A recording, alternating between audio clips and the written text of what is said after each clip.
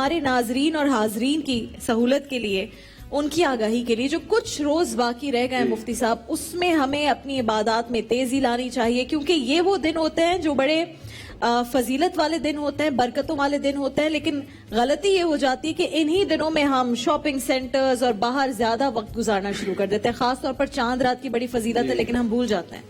بسم اللہ الرحمن الرحیم. پہلے تو آپ کو اور تمام ٹیم کو اور تمام دیکھنے والے حاضرین و ناظرین کو جمعۃ الوداع مبارک ہو، اور اللہ رب کریم ہمیں پھر انہی خوشیوں، انہی رونقوں کے ساتھ، صحت و سلامتی کے ساتھ دوبارہ پھر یہ موقع عطا فرمائے، اور پھر ٹرانسمیشن میں بیٹھ کے دین کے پیغام پہنچانے کی توفیق بھی عطا فرمائے.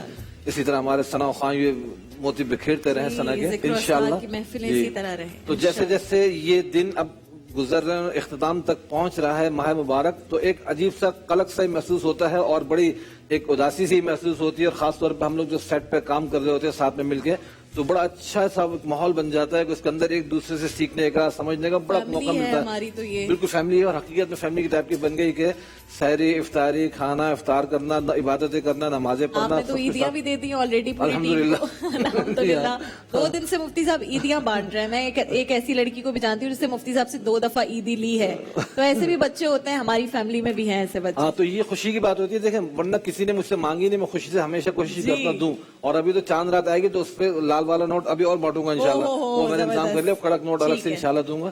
یہ صرف محبت اور دعائیں سمیٹنے کے لیے ہوتا ہے. کہ اس طرح جو محبتیں ملتی ہیں نا، آپس میں ایک دوسرے سے تعلق ہوتا ہے، ان دعاؤں کی وجہ سے انسان کو زندگی میں بہت برکتیں، خوشیاں ملتی ہیں. اور آخرت میں جو ملنا ہوتا ہے ورنہ پیسہ کوئی میٹر نہیں کرتا. بالکل حقیقت بات یہ تو سب یہی رہ جانا ہے. اچھا، اب آج ہم جمعۃ الوداع کی طرف اور آخری گھڑیوں کی طرف. الحمدللہ کہ اللہ کے شکر ہے پورا مہینہ گزرا. حدیث میں آتا ہے کہ تمام اعمال کا دار و مدار اختتام پر ہے.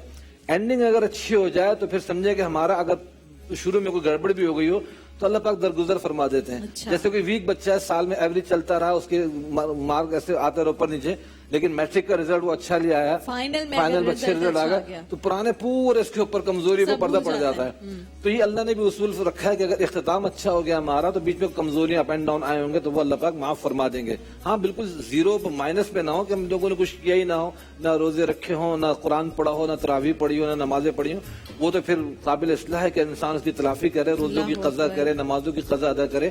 کچھ لوگ یہ بھی کہتے ہیں کہ نماز کی قضا نہیں. یہ بتا دوں، دیکھیں نماز اگر رہ گئی ہے تو رسول اقدس صلی اللہ علیہ وسلم نے صحیح روایت میں فرمایا کہ اگر کوئی شخص نماز سے سویا رہ گیا ہو یا بھول گیا ہو تو جب اس کو نماز یاد آئے یا جاگ جائے، وقت گزر چکا ہو، تو اس کو چاہیے کہ وہ نماز پڑھ لے. جب اس کو نماز یاد آ جائے یا جب اس کی آنکھ کھل جائے تو نماز پڑھے.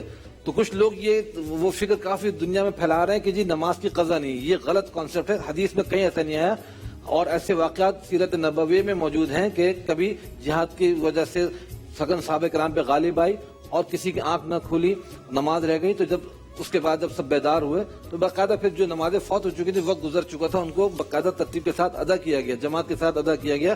تو یہ قضا نماز فرض نمازوں کی فرض ہے، اور وتر کی قضا واجب ہے. 6 نمازوں کی قضا ہوتی ہے. ایک تو بات یہ ہے کہ اگر اس طرح گڑبڑ ہوئی اس کی تلافی کر لیں. دوسرا ہے کہ آخری جو لمحات چل رہا ہے 27ویں شب کل آنی ہے انشاءاللہ، تو انسان بس اللہ سے سمجھے کہ بالکل ڈٹ جا اور اڑ جا کے اللہ مجھے اپنی بخشش کروا کے رہنی ہے. اور اعتکاف میں جو لوگ بیٹھے ہیں وہ یہی کام کر رہے ہیں کہ وہ ایک محبت کے اس کے اندر اللہ کے در پہ اڑے ہوئے ہیں. اعتکاف کا مطلب یہ ہے، اور وہاں جا کے پڑھ گئے ہیں حرمین شریفین کے اندر سے لے کے پوری دنیا کے مساجد میں. پھر خواتین گھروں میں اعتکاف میں بیٹھی ہوئی ہیں، تو اللہ کے در پہ آگے پڑھ گئے. انہوں نے ساری دنیا کی شاپنگ، خریداریاں، خوشیاں وہ سب ترک کر کے اللہ کے در پہ پڑے، اللہ سے معافیاں مانگ رہے ہیں اور سب کے لیے کر رہے ہیں. وہ اعتکاف سنت یعنی موقع علی الکفایہ کہلاتی ہے کہ اگر ایک بندہ بھی محلے سے آ کے نمائندگی کرنے بیٹھ گیا مسجد میں، وہ سب کے لیے کافی ہو جاتا ہے. تو لہذا قدر کیجیے.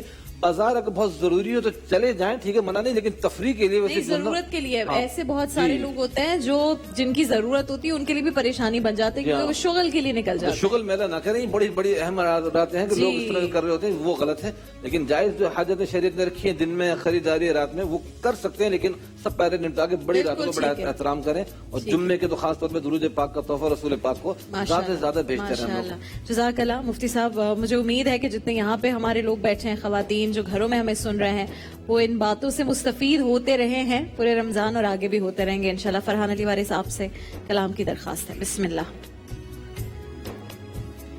اپنا معیار زمانے